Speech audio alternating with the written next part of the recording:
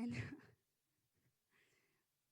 tonight I'm going to talk on a thought, pressure for perfection. As we know, the world we live in today is moving faster than ever. Everywhere we look, there's pressure telling us who we should be, what we should look like, where we should be in life, and how quickly we should get there. People now are focusing more on surviving than they are living life and trusting in God. We become so focused on keeping up with the world that we slowly take our eyes off of God. There are countless things in life that can make us feel pressured. Things like social media, jobs and coworkers, our future, our calling, expectations from others, and the pressure to be perfect in our walk with God. Social media, especially, can make us feel like we're falling behind. We compare our lives, we compare our appearance, our relationships, and our success to other people who are only showing the best part of their lives. We see people going out, succeeding, getting opportunities that we don't have. Maybe new doors are opening for them and we're wondering why they're not opening for us. We see them living lives that look perfect from the outside. And suddenly, we begin to tear our lives, ourselves, and our goals apart. At work or school, pressure can come from feeling like somebody's doing better than us. Maybe somebody got the position you wanted. Maybe you feel overlooked, underqualified, or maybe you just feel like you're being judged by everybody around you. But Jesus reminds us in 1 Samuel 16 and 7 that the Lord does not look at the things people look at. The Lord looks at our hearts.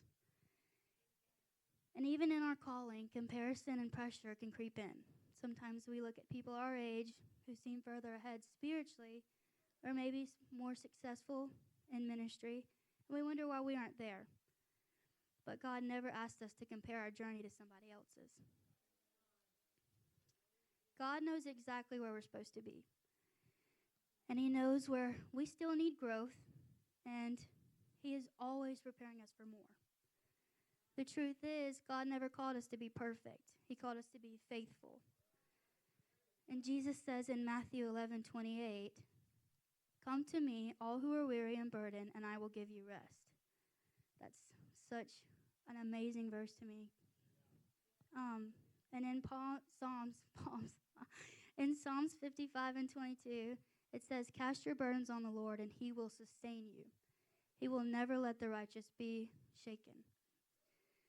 God never promised that life would be easy, but He did promise that He would never leave us. When the world becomes overwhelming, we have to remember that the Lord always has us in His hands. He is constantly making a way for us, even when we can't see it. And throughout the Bible, well, first, putting our trust in God is, I think, one of the most powerful things we can do. Having trust in the Lord gets us through any circumstance. And throughout the Bible, trust is what carried people through what seemed to be impossible situations. Trust in God is what saved Daniel in the lion's den. Trust in God is what gave David the courage to face Goliath. And trust in God is what led the Israelites through the wilderness. I think it's really important for us to think what would have happened if Daniel stopped trusting God in the lion's den. Or what would have happened if David ran from Goliath because he felt so small. Or what would have happened to the Israelites if they decided to stop trusting God and worry more about what could happen, what could eat them, what could kill them. But their strength didn't come from being fearless or perfect and came from putting their faith and their trust in God. As followers of Christ, we will face pressure, hardship, loneliness, confusion, and seasons that will stretch our faith. And sometimes those seasons are important because that's where we grow, that's where we develop our relationship with God. And there's a common question I'm sure everybody knows in here. It's why does it seem like people who don't follow Christ have an easier life than people who have devoted their lives to Christ? And they seem to struggle the most. I think these struggles are where we are reshaped. We are we are growing in those seasons, and the people around us, they see how that growth made us talk different, how it made us think different, how it made us walk different. And the people around us get to see that, and they wonder, how do I get that? What do I do? I need to go ask that person, and that gives us an opportunity to share our testimony. But we need to remember that we were never called to blend in with the world. We are called to be set apart. Jesus himself suffered. He was rejected and he carried pain. Yet he still chose to walk in obedience. As believers, we're not called to perfection. I know I'm not perfect. I do not have it all together. I'm not ashamed to admit it either. Because I'm learning. I'm young. We're all children of the Lord, and we will always be learning how to improve ourselves. It's important to remember that when we do fall, because we're all going to fall, it's human. We are human. But God will never abandon us. He will never leave us on the ground. He will always be there to pick us up. And Proverbs 24:16 says, though the righteous fall 7 times, they rise again.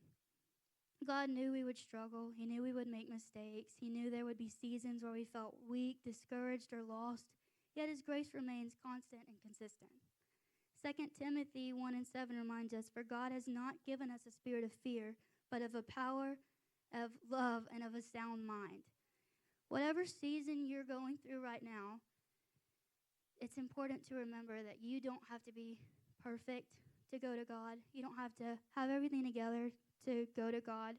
And you don't have to carry every burden alone.